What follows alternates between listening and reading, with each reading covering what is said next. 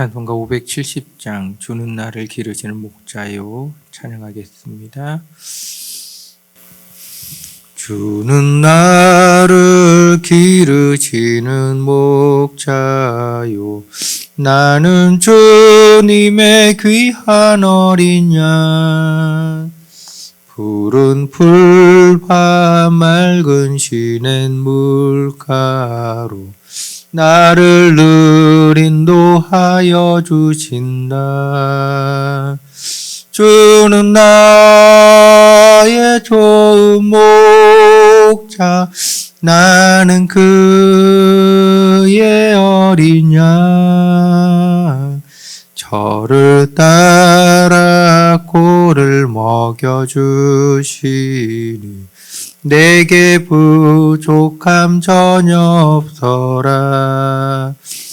예쁜 새들 노래하는 아침과 노을 비끼는 고운 황혼에 사랑하는 나의 목자 음성이 나를 언제나 불러주신다.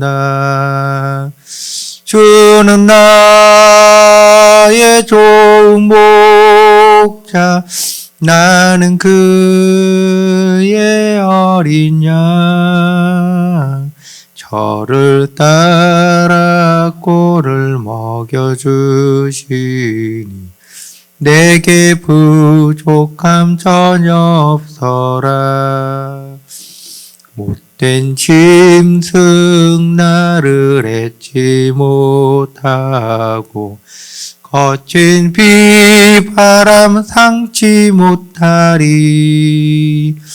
나의 주님 강한 손을 펼치사 나를 주야로 지켜주신다.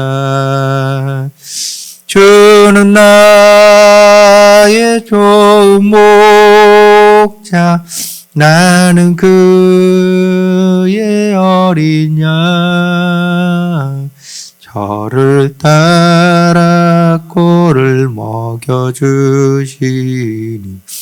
내게 부족함 전혀 없어라. 아멘. 사도신경으로 신앙을 고백하겠습니다. 전능하사 천지를 만드신 하나님 아버지를 내가 믿사오며 그 외아들 우리 주 예수 그리스도를 믿사오니 이는 성령으로 잉태하사 동정녀 마리아에게 나시고 본디오 빌라도에게 고난을 받으사 십자가에 못 박혀 죽으시고 장사지 사흘 만에 죽은 자 가운데서 다시 살아나시며 하늘에 오르사 전능하신 하나님 우편에 앉아 계시다가 저리로서 산 자와 죽은 자를 심판하러 오시리라. 성령을 믿사오며 거룩한 공예와 성도가 서로 교통하는 것과 죄를 사하여 주시는 것과 몸이 다시 사는 것과 영원히 사는 것을 믿사옵나이다. 아멘. 하나님의 말씀은 사도행전 20장입니다. 22절에서 24절 말씀을 보시겠습니다. 사도행전 20장 22절에서 24절 말씀입니다. 저리 같이 읽겠습니다. 보라, 이제 나는 성령에 매여 예루살렘으로 가는데 거기서 무슨 일을 당할는지 알지 못하노라. 오직 성령이 각 성에서 내게 증언하여 결박과 환난이 나를 기다린다 하시나 내가 달려갈 길과 주 예수께 받은 사명 곧 하나님의 은혜의 복음을 증거하는 일을 마치려 하면은 나의 생명조차 조금도 귀한 것으로 여기지 아니하노라. 아멘. 사도 바울이 오순절이 되기 전에 예루살렘에 도착해야 되겠다는 감동이겠죠. 성령께서 그에게 말씀하셨다 그러니까 성령의 감동에 의해서 예루살렘으로 올라가기 위하여 서둘러 길을 재촉하고 있습니다.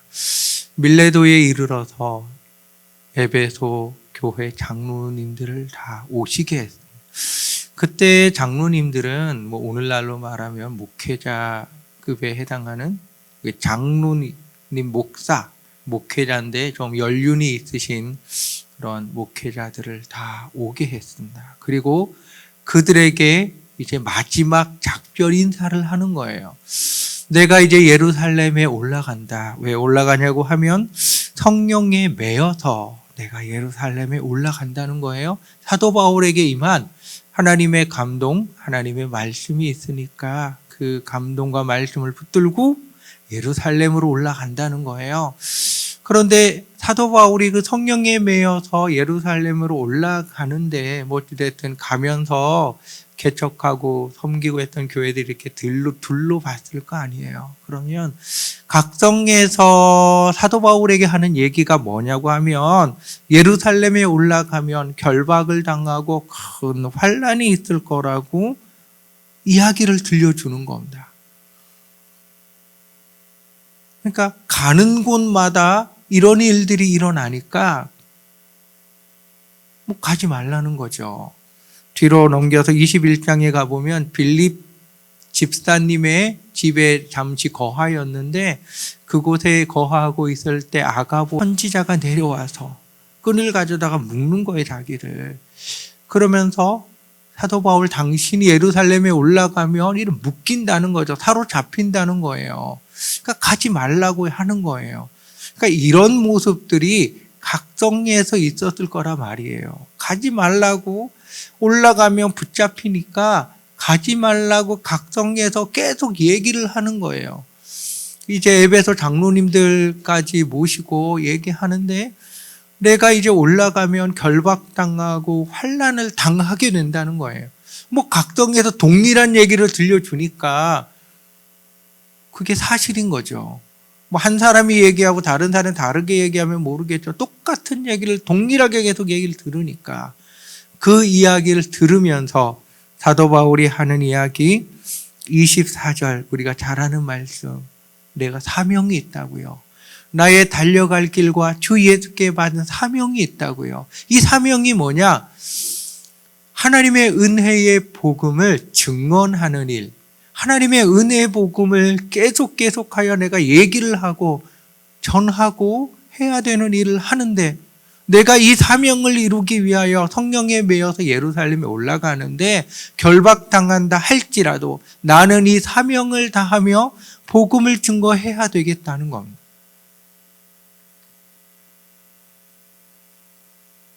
하나님을 믿는 사람에게 대하여 사도행전에서 나왔던 고백 중에 하나가 그리스도인입니다. 그리스도에게 매여 있는 사람, 다르게 이야기를 하면 예수쟁이, 그리스도에게 미친 사람들이 예수 믿는 사람들입니다. 이 예수 믿는 사람들에게 대한 또 다른 증언이 뭐냐고 하면 세상이 감당하지 못하는 자라는 거예요. 세상은 그리스도인들에게 환난을 가하고 결박하고 위협에 처하고 때로는 심지어는 목숨을 빼앗기도 하고 세상이 그리스도인들에게 대하여 하는 모습들은 이런 모습이었습니다. 그런데 이런 결박과 환난과 죽음을 당하는 그 일을 당한다 할지라도 하나님의 은혜의 복음 증언하는 일을 멈추지 않으면서 전했던 사람들이 그리스도인이라는 거예요. 오늘날의 그리스도인인 우리들의 모습은 어떻습니까? 오늘날의 우리는 코로나19 때문에 이제는 전도도 어렵다 그러고 전도도 못할 거라고 그래도 우리는 그리스도인인 겁니다. 내가 그리스도인이라고 하는 사실을 포기하면 그건 그리스도인이 아니지요. 하나님의 은혜의 복음을 증언하기 위하여서 이 땅에 우리들을 하나님께서 세워놓으신 게 분명하면 코로나19라 할지라도 복음을 증언하는 것이 당연한 겁니다. 우리가 뭔가 착각하고 있는 게 아니냐라고 하는 생각이 자꾸 들어오는 거예요. 아니, 성도님들 간에 보호를 서로가 하는 거는 당연하지요. 그건 당연한 거예요. 복음을 증언을 하고 복음을 증거해야 되는데 코로나19라는 바이러스 때문에 내가 피해를 보고 복음을 전하는 우리들이 피해를 보고 예수를 믿어야 되는 그들이 피해를 볼 때는 조심하는 건 당연하지요. 조심하는 거는 당연하고 뱀처럼 지혜롭고 비둘기처럼 순결하라고 예수님 말씀해 주셨듯이 지혜롭고 순결한 건 당연한 겁니다. 왜 지혜롭고 순결해야 됩니까? 왜 해야 되냐고요? 그리스도인으로 살아가기 위하여서 지혜롭고 그리스도인으로서 살아가기 위해서 순결한 거예요. 그리스도인으로서 살아가는 삶을 포기하고 지혜롭고 순결한 거는 아무 의미가 없습니다. 하나님의 은혜, 복음 증언하는 일을 내가 그 사명을 이루기 위해 달려가는데 결박당해도 복음을 전하는 거죠.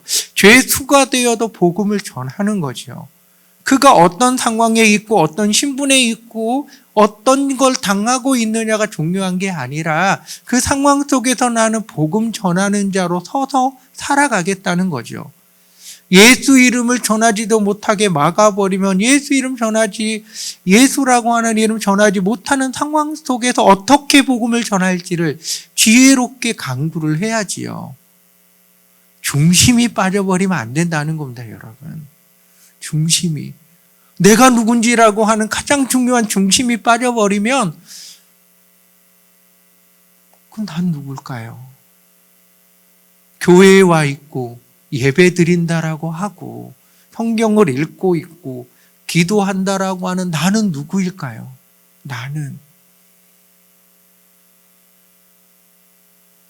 사도 바울이 빌립 집사님 집에서 아가보 선지자 얘기를 들었을 때 이렇게 이야기를 합니다. 여러분이 어찌하여 울어 내 마음을 상하게 하느냐? 나는 주 예수의 이름을 위하여 결박당할 뿐 아니라 예루살렘에서 죽을 것도 각오하였노라. 이 사도 바울의 고백입니다. 예수의 이름을 결박당하는 게 예수의 이름을 위해서라고 나는 그걸 하겠다는 거예요. 사도 요한이 자신의 정체성을 이야기하잖아요. 우리 예수 그리스도의 복음을 위하여 그가 참음과 고난에 들어간다 하는 자신의 모습이 복음을 위하여서 내가 살아가고 있다고요. 복음을 위해서 참아야 될 때는 참고 복음을 위하여 결박당할 때는 결박당하고 복음을 위하여 인내해야 될 때는 인내하고 복음을 위하여 해야 될 걸 위해서 모든 거 다 하겠다는 거잖아요. 하고 있다라 그러고요.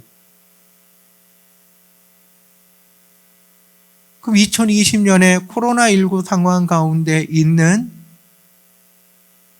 나는 누굽니까? 나는 누굴까요? 나는 누굴까요?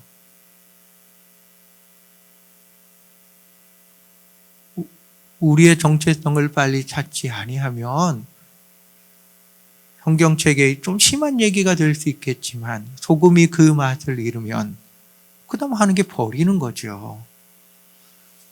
사람에게 밟히는 거죠. 교회가 우습게 보이고 교회가 힘을 발휘하지 못하고 교회가 아무것도 아닌 건 교회가 무엇을 해야 될지에 대한 정체성을 잃어버리기 때문에 밟히는 겁니다. 강제로 해산당하기도 하고 강제로 목배임 당하기도 하고 강제로.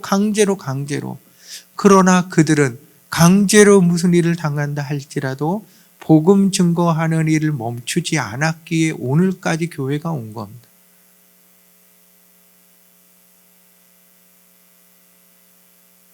우리가 착각하면은 안 되는 게 내가 교회를 지키는 게 아니고 내가 이 땅에 기독교를 살아남게 하는 게 아닙니다. 나는 단지 사도 바울처럼 어떤 자리에 있다 할지라도 나는 주 예수 그리스도를 위하여서 살아간다는 게 바로 나의 정체성입니다. 우리의 정체성을 여러분 깊이 간직하십시오. 그 정체성을 가지고 살아가는 거예요. 지혜가 필요하면 지혜롭게 하면 되지요.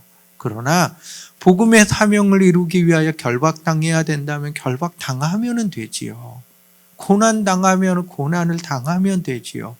예수를 위해서라고 하면 주님께서 우리들을 위하여서 십자가를 지시는 일, 그것보다 더 심한 게 사람으로 태어나신 일이겠지만 사람의 모습으로 사람이 되셔서 사람의 삶을 살아가는 게 더 고통스러우셨겠지만 우리를 위해서라고 하면 그 어떤 것도 마다하지 않고 걸어간 예수가 우리들에게 있잖아요. 그러면 우리도 주 예수를 위하여서 무언가를, 주를 증거하는 일을 위하여서 무언가를 해야 되지 않을까요?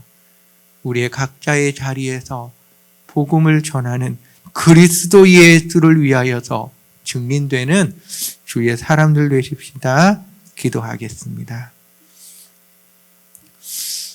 사랑하는 아버지 하나님, 우리에게 무서운 것이 무엇입니까? 결박당하는 것, 환난당하는 것, 손가락질 당하는 것. 주님, 이런 게 두렵고 무섭고 꺼려지는 게 아닙니다. 주 예수 그리스도를 위하여 살아가지 못하는 것, 주님의 은혜의 복음을 증거하지 못하는 것, 생명의 길을 전하지 못하며 살지 못하는 것, 이것이 우리에게 두려움이 되게 하여 주시고 나는 예수를 증언하는 그리스도인으로서 어떤 시간, 어떤 장소, 어떤 환경 속에서도 서며 살아가는 우리 사도 바울의 영성을 우리에게 부어주시옵소서. 그래서 나의 달려갈 길과 주 예수께 받은 사명, 곧 하나님의 은혜의 복음을 증언하는 일을 마치려 하면은 나의 생명을 조금도 귀한 것으로 여기지 아니한다는 사도 바울의 고백이 우리의 입술에서, 우리 하늘빛 교회의 입술에서 울려 퍼지게 하여 주시옵소서. 예수님의 이름으로 기도합니다. 아멘. 하늘에 계신 우리 아버지여, 이름이 거룩히 여김을 받으시오며 나라의 임하옵시며 뜻이 하늘에서 이룬 것 같이 땅에서도 이루어지이다. 오늘날 우리에게 일용할 양식을 주옵시고 우리가 우리에게 죄 지은 자를 사하여 준 것 같이 우리의 죄를 사하여 주옵시고 우리를 시험에 들게 하지 마옵시고 다만 악에서 구하옵소서. 되게 나라와 권세와 영광이 아버지께 영원히 있사옵나이다. 아멘. 교회와 나라와 목사님을 위해서, 여러분을 위해서 자유롭게 기도하시다 돌아가시길 바랍니다.